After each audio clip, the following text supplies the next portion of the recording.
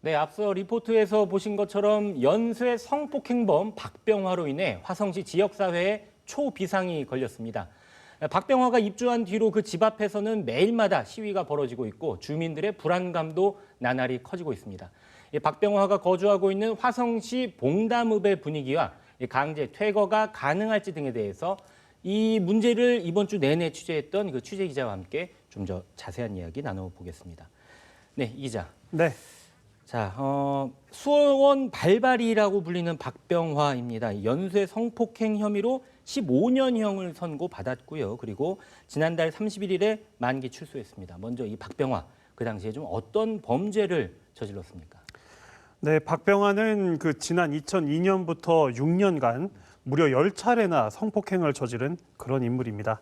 그의 범행은 수원 영통구와 권선구 일대에서 이제 벌어졌는데요. 네. 때문에 이제 이 박병화를 수원 발발이다 이제 이렇게 부르고 있는 겁니다. 그 발발이라고 부른다는 게 여기저기 다니면서 범행을 무차별적으로 저지르고 다녀서 이런 별칭이 붙은 건가요? 그렇죠. 이제 보통 이제 연쇄 성폭행범들이 이제 여기저기 이제 옮겨 다니면서 범행을 저지르잖아요. 이제 그래서 통상적으로 이제 이들을 좀 발발이다 이제 네. 이렇게 부른다고 하더라고요. 예. 네.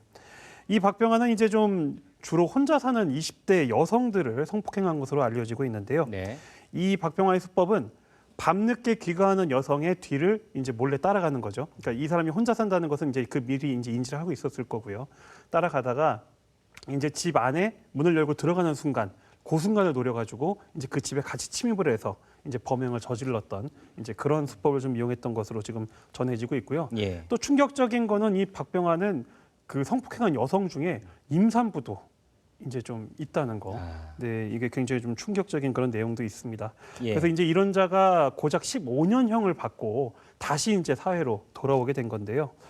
이 20대 초반에 교도소에 들어간 박병화가 이제는 이제 30대 후반의 나이로 출소를 했거든요. 지금 30대 후반이라면 40도 안 된 그런 지금 혈기왕성한 시기이기 때문에 예.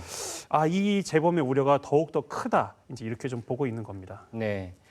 지금 보면은 박병화가 주로 이제 혼자 사는 20대 여성뿐만 아니라 심지어 임산부까지도 범행 대상으로 삼았단 말이죠. 그런데 이 박병화가 출소 후에 거주지로 잡은 곳이 이 화성시 봉담읍인데 인근에 이제 대학교가 있고 대학교 원룸촌입니다. 이게 어떻게 보면 좀 납득이 가지 않는 부분이 이렇기 때문에 주민들의 반발이 심한 것 같은데 좀 어떻습니까? 네, 지금 그 박병화가 지금 거주하는 거주지가 말씀하신 것처럼 대학가 원룸촌이기 때문에 예. 이거는 누가 봐도 좀 납득할 수 없는 상황이라고 좀 보이고요. 이 지금 주변 상황을 좀 살펴보면은 박병화의 집에서 걸어서 2, 3분 거리, 불과 2, 3분 거리에 수원대학교가 있고요. 그렇게 가깝군요. 네, 수원대학교가 2, 3분 거리에 있는 거고 걸어서 이 박병화의 집 인근에는 1,500세대가 넘는 원룸이 지금 있습니다. 예. 그러면은 이 원룸에 정말 많은 20대 여대생들이 살고 있다는 거잖아요. 그러니까 아무리 이 박병화한테 거주지 이전에 자유가 있다고 해도 적어도 좀 이런 지역에서의 거주는 법무부가 좀 막아야 됐던 거 아니냐, 좀 이런 좀 아쉬움이 남는 그런 상황입니다. 예. 지금 제가 이제 이번 주 내내 취재를 하면서 박병화의 집 인근 좀 원룸에 사는 여대생분들을 좀 많이 만나봤거든요. 이분들은 극도의 지금 불안감을 호소하고 계시고 밤늦게 나갈 생각은 지금 아예 못 하고 계시더라고요. 네. 그리고 심지어는 그냥 일반적인 출퇴근하는 그 길에서도 겁이 난다. 이제 이렇게 얘기를 하고 있고요. 이렇다 보니까 벌써부터 이제 동네를 떠나겠다고 이제 우리 집주인에게 이제 그런 의사를 밝힌 학생들이 좀 많다 그러더라고요. 예. 그러니까 이 박병화가 이제 와서 단순히 그냥 지역 주민들이 불안해요. 이 수준이 아닌 거고요. 이 지역 사회 전체의 어떤 침체로 좀 이어지고 있는 그런 상황이라고 보시면 될 것 같습니다. 그야말로 동네를 좀 초토화시키고 있다 이런 표현까지 써도 네. 무리가 없을 것 같습니다.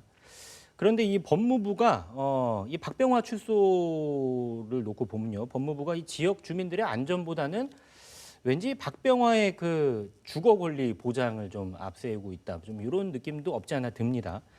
이 성범죄자가 사실 출소할 때마다 터지고 있는 논란인데 어떤 해결 방안이 있을까요? 네, 좀 결론부터 얘기를 하자면요, 좀 안타깝게도 현 제도권 안에서는 좀 해결 방안이 없다고 봐야 할 것 같습니다. 예.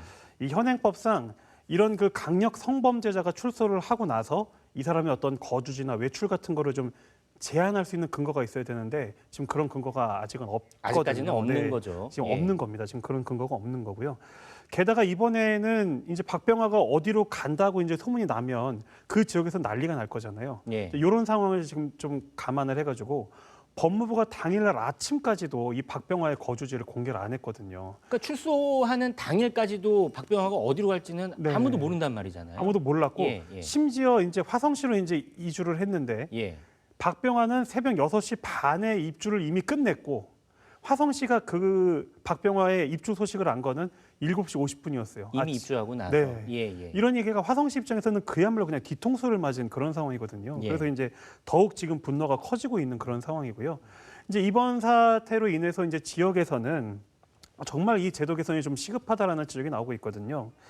그 연쇄 성폭행범 등의 어떤 그 중범죄자들은 출소 후에 거주지를 좀 해당 지자체에 미리 좀 알려줘가지고 네. 여기에 대해서 좀 대응할 수 있는 시간을 좀 줘야 되는 거 아니냐, 좀 이런 얘기가 나오는 거고요. 또 이 거주지 선택에도 어느 정도 제한이 좀 필요해 보입니다. 지금 현재 상황을 보면 적어도 이런 그 연쇄 성폭행범이 대학가의 원룸촌에 사는 것 정도는 좀 막아야 되지 않겠냐. 그래서 이제 이런 걸 막을 수 있도록 뭐 심의위원회 같은 장치 이런 것들이라도 좀 마련돼야 되지 않겠냐는 이야기가 좀 나오고 있습니다. 예. 이렇게 지금 주민들의 반발이 워낙 심하다 보니까 화성시가 박병화의 강제 퇴거를 강하게 추진하고 있습니다. 뭐 가능성이 있다고 보십니까? 어떻게 보세요? 네, 지금 현재 박병화는 그 화성시 봉담읍에 있는 원룸에 지금 거주를 하고 있거든요. 이 출소 전에 그 박병화의 어머니가 와서 이제 임대차 계약을 그 체결을 했다고 해요. 예. 이제 지금 좀 논란이 되고 있는 거는 이 어머니가 이제 위임장 없이 이제 아들을 대신해서 대리 계약을 했다는 거고 화성시는 이제 여기에 좀 위법 소지가 있기 때문에 이 계약을 취소를 할 수 있지 않겠냐. 이제 요거를 지금 검토를 하고 있는 거거든요. 근데 이제 제가 전문가들 여러분들을 좀 만나 보니까 사실 이 계약 취소가 쉽지는 않을 것 같은 그런 분위기입니다. 왜냐하면은 이 대리 계약을 할 때 위임장이 꼭 필수는 아니라 그러더라고요. 그래서 이제 이 위임장이 없다는 것만 가지고 이 계약을 취소시키기는 좀 어려울 거다. 이제 이런 좀 전망을 내놨고요. 네.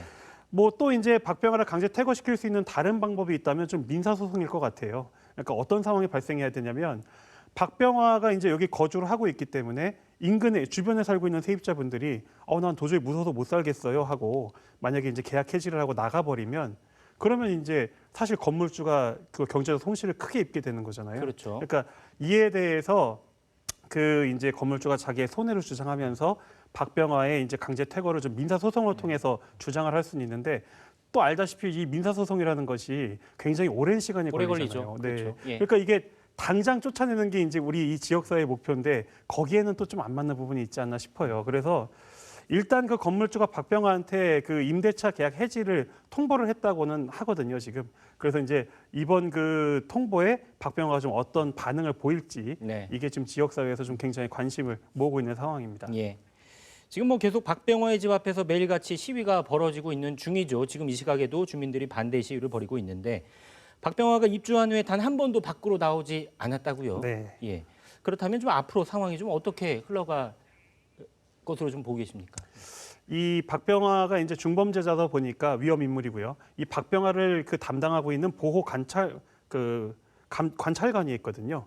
이제 그 사람한테 박병화가 얘기를 하기는 앞으로 뭐 한 최소 한 달간은 외출할 계획이 없다. 이제 예. 이렇게 또 얘기를 했다고 해요. 근데 이제 이 말을 좀 잘 생각해 보면 나는 계속 여기에 살겠다라는 또 의지를 또 표명한 걸로 볼 수도 있을 것 같거든요. 예. 네. 그래서 이제 뭐 박병화가 계속 여기에 산다고 하면은 이 박병화와 지역 주민들 간의 대치는 이제 장기화될 수밖에 없을 것 같고요. 지금 이미 아까 말씀하신 것처럼 이제 우리 마을 주민들은 그 박병화의 퇴거를 요구하면서 지금 무기한 농성에 이제 이미 들어간 상태고 화성시와 어떤 그 지역 사회 단체들도 박병화가 퇴거할 때까지는 계속 투쟁해 나가겠다는 그런 의지를 지금 보이고 있거든요. 네. 그래서 이제 좀 바라는 게 있다면 이게 박병화도 자기가 이제 교도소에서 15년 동안 있다가 출소를 한 거잖아요. 네. 근데 지금 상황은 막 뭐 이제 주민들이 시위도 하고 막 이러니까 지금 밖으로 나올 수 없는 상황이란 말이에요. 예. 그래서 이런 상황에 좀 자기가 좀 지쳐서 제풀에 지쳐가지고 좀 자기 발로 이 좀 마을을 떠나기를 좀 바라고요. 그리고 좀 아울러 이번 사태를 계기로 해서 강력 성범죄자가 출소할 때마다 지금 거주지 논란이 지금 계속 터지고 있는데 그렇죠. 여기에 대한 좀 해결 방안을 좀 그 정부와 정치권이 정말 심도 있게 좀 논의를 했으면 하는 그런 기대도 좀 해봅니다. 네. 자, 이재우 기자 수고 많으셨습니다.